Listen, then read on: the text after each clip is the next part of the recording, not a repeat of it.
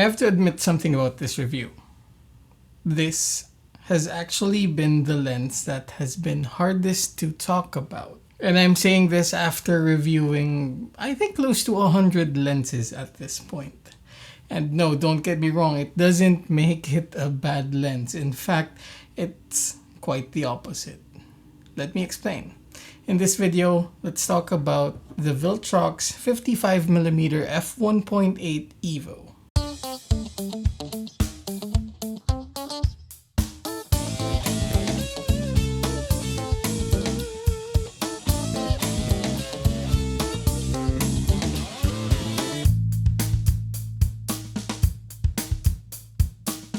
Yes, I said it. This lens has been hard to talk about.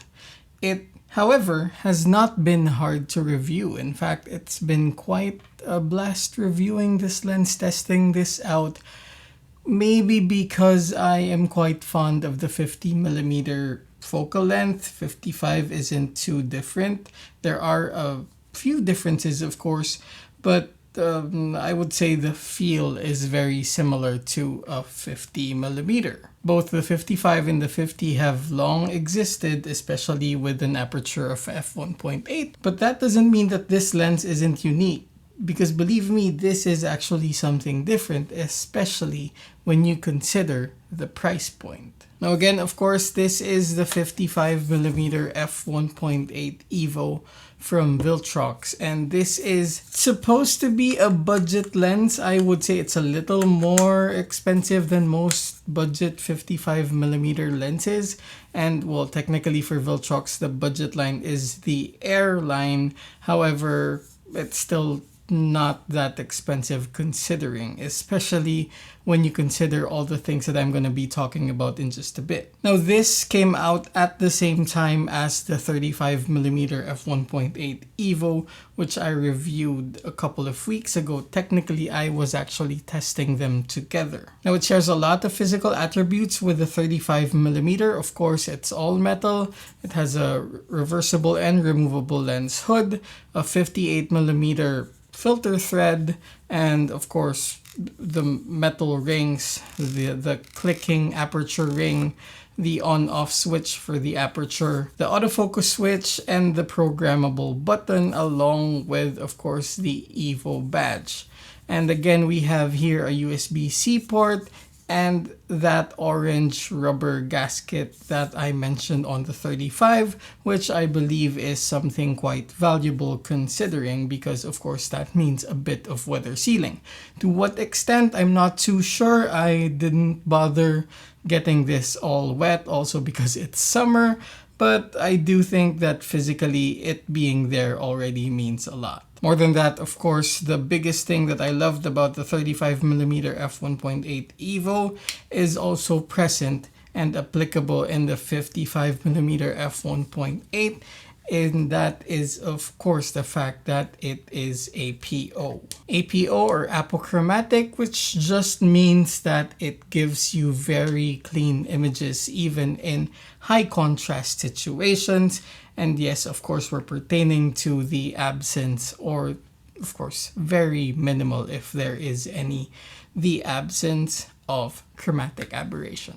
Now, how did I test this? Well, basically, my 50mm f1.4 GM, which is the lens I'm using right now, is precisely what it is right now. It's my main content lens. It's a lens that I am comfortable using whenever I photograph or film myself, because of course of the focal length and the perspective. And at the same time, it also doubles as my product photography lens. While it's not a macro lens, well, the things that I review aren't entirely small either.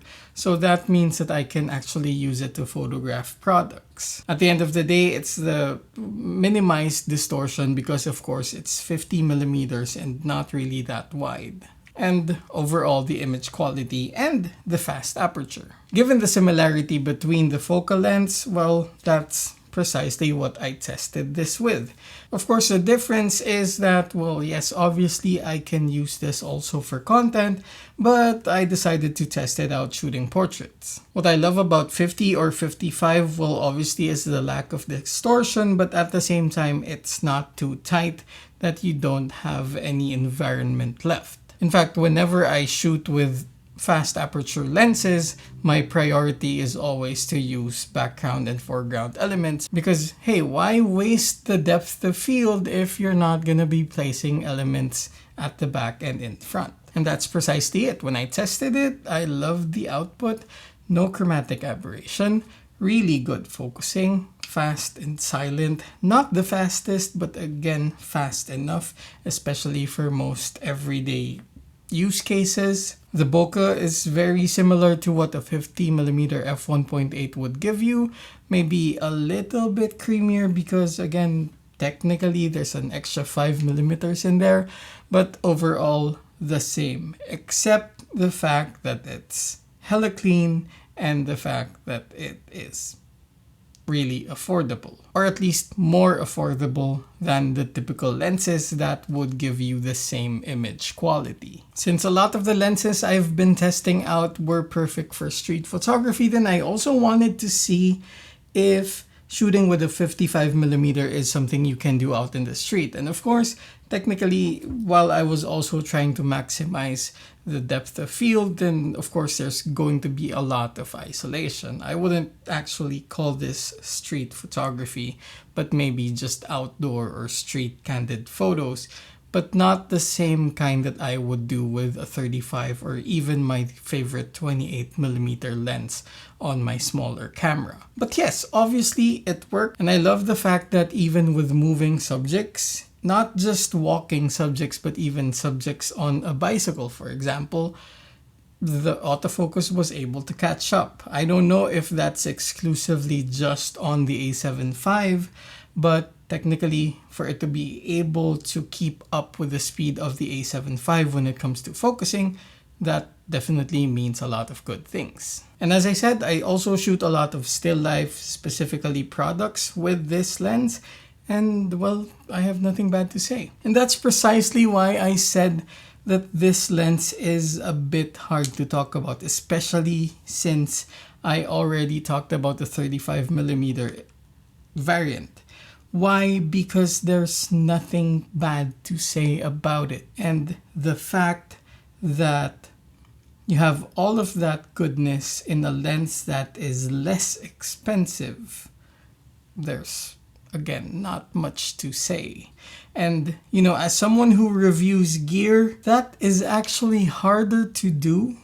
A lens like this is actually harder to review because, well, mainly a lot of people go into review content waiting for and looking for the buts, waiting for and looking for the negative things. If I were to squeeze in like a bit of information that I wish was better on this lens, I would say it's just the minimal focusing distance. But then again, it is expected in a lens like this. It's 0.43. A typical 50mm can do 0.41. So the 2 added millimeters doesn't really, it's not bad. So that's what makes it hard to talk about because, I mean, I don't know what to give you. It's just that I really like this lens and I think it's really worth the price. Might even be worth the price even if it were a bit more expensive. But thankfully, Viltrox seems to have that goal of making good lenses more accessible. And that's it.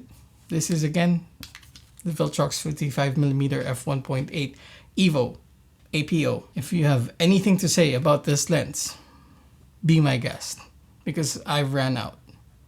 I like it. I don't have anything bad to say. Leave yours in the comments. And yes, of course, if you're new to the channel, my name is Nicco Valenzuela. I'm a landscape and architectural photographer, but, well, I let the gear that land on my desk direct me wherever I go. And yes, that's why I'm reviewing prime lenses too. And if you're into anything photography, then Of course, click the subscribe button, hit the notification bell, share this video with your friends. In any case, thanks for watching.